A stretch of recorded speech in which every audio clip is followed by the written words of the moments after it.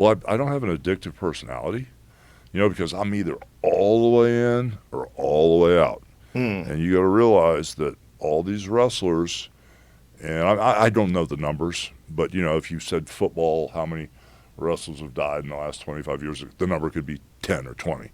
If you said baseball, the number could be 10 or 20. But when you say wrestling in the last 30 years, it's a couple hundred, like Hmm. 250 guys that have heart attack, overdose, this, that, and the other.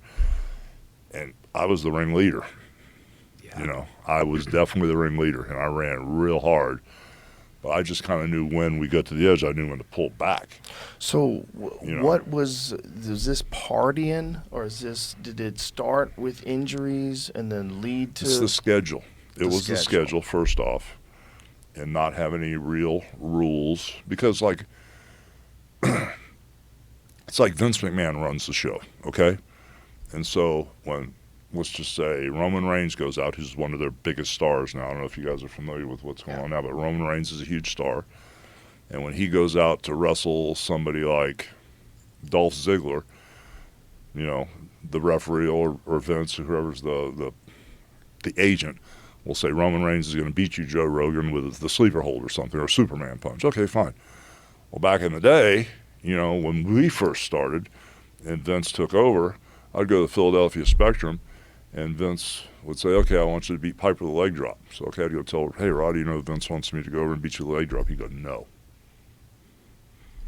Okay. Well, what do you want to do, Roddy? And then I'd have to explain business to a lot of guys. And I love Roddy to death. We hated each other for years, and then we became really, really close before he passed the last 5 or 6 years. And so I would always tease him when we became friends. I said, Roddy, like when you didn't want to do, Randy and I would flip the belt back and forth all the time. Because Randy would do business, and if I needed the belt back after a movie, give it back, then I'd drop it to him again. And I told Piper, I said, you made a lot of money. But can you imagine how much money? I mean, you got 8 kids, or 7 or 8 kids. I said, can you imagine how much money you would have made if you'd have let me beat you one time? Then I could have went to Vince and said, hey, we can trust this guy. Let's put the belt on Piper, because I don't need the belt.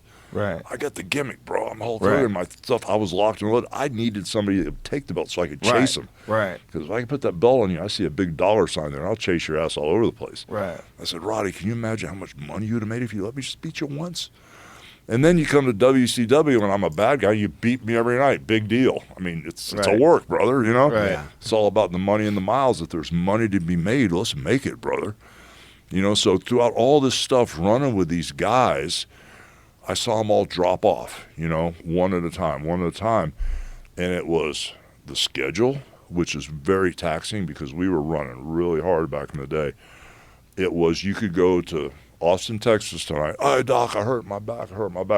Okay, Piper or Hogan, here's 30 perks. And the next night you're in Chicago. Hey, Doc, I hurt my back. Oh, okay.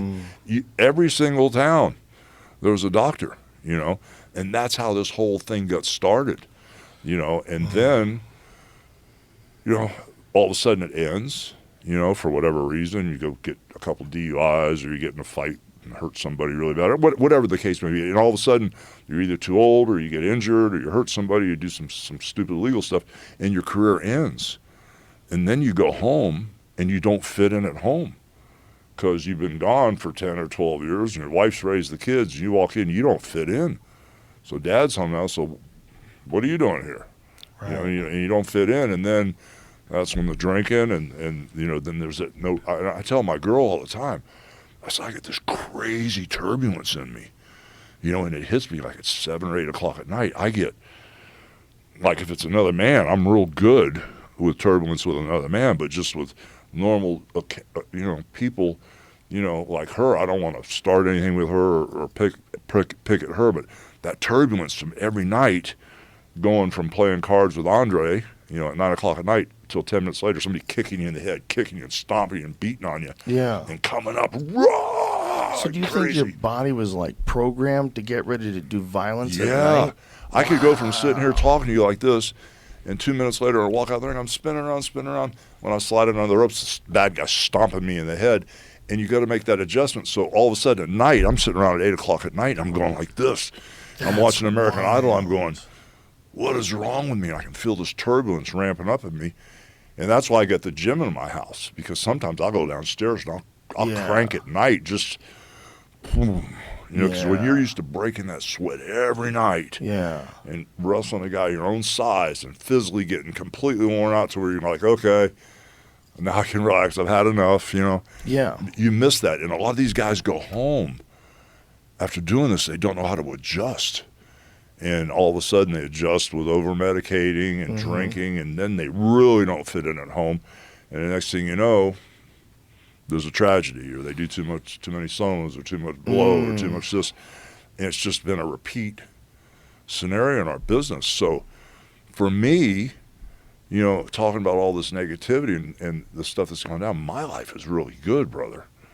I mean, you know, I might have some physical issues from all the surgeries, but I'm healthy as a horse, you know, and at the end of the day, I train, I eat good.